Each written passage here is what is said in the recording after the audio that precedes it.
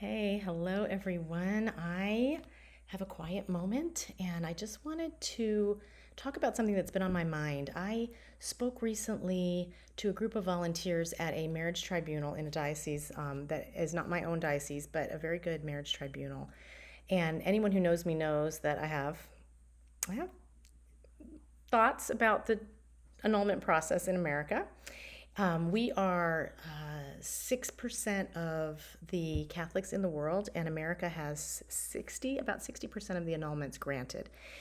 So I just want to talk about one facet of this that no one really thinks a lot about, and that is the insecurity of the faithful, whether they know it or not, whether they love annulments or not, the insecurity of the faithful when it appears that the church does not stand by her sacraments. So let's not talk about all the different kinds of marriages and possibilities for annulment because there are different types, but let's talk about just specifically marriages that were confected in the Catholic Church. So a couple goes to the church, they do the prep, they get married in front of priests and the community and maybe a bishop and the deacons, and the assumption, of course, is if you're both baptized, the assumption is you've got a sacrament.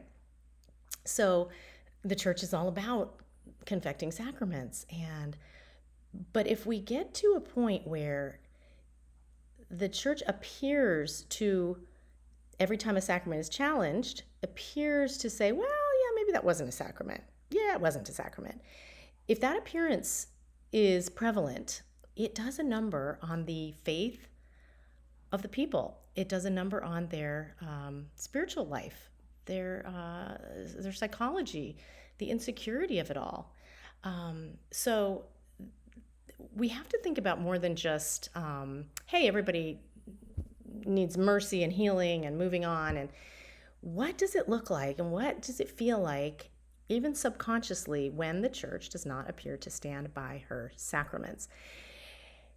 And I can analogize it to what if this happened in the priesthood? What if we had this tribunal system or some kind of system where a whole bunch of disaffected priests or priests just decided to say, wait, you know what? I don't think I was ever I don't know if I was ever validly ordained. Maybe my holy orders weren't real.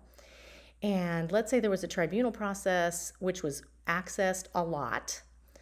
And everybody knew lots of priests going through this tribunal process. And let's scale it down from what it is as far as marriages. Let's scale it down and say, well, what if 1,000 priests a year in America went to the tribunal to see if they had a valid holy orders, if their holy orders are valid. And let's say 900 times out of those 1,000, they were told, well, you're right, you do not have valid holy orders. This appeared to be holy orders, but it's not. And it would appear then that the church was not standing by her sacraments. Even no matter how you think about that, it couldn't help but affect you as a faithful Catholic. You're in church, you know that 1,000 priests a year are questioning their vocation and thinking it might be null, and then 900 of those are getting yes responses, it's null. Is this church, I'm at this parish, I'm traveling, or I'm at my home parish, is this a valid Eucharist? Is this a real priest confecting a valid Eucharist?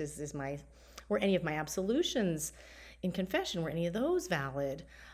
You can see what it would do to someone if the church appears not to stand by her sacraments. I submit to you, it is the same because most Catholics are vocationally married. If the church isn't standing by those marriages that were confected in the Catholic Church, again, there are valid marriages outside the Catholic Church, there are sacramental marriages outside the church. We're not going into that today. But the ones that are in the Catholic Church, if those 30, 40 years later are being declared null, 9 children, lots of grandchildren, I've seen it many, many times. If that's happening, then, it's going to affect the faith of the people. Insecurity, and just kind of a loss of the faith in the truth, in the sacraments, in the grace.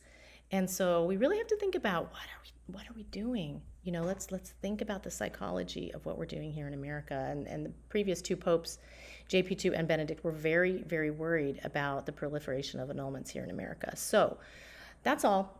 Let's think about it. Think about what we're doing to the faithful. Think about how this is affecting us in ways that we aren't even aware of. And that's all I have to say. I have a lot more to say on annulments, but maybe we can do that another time. But thank you for listening.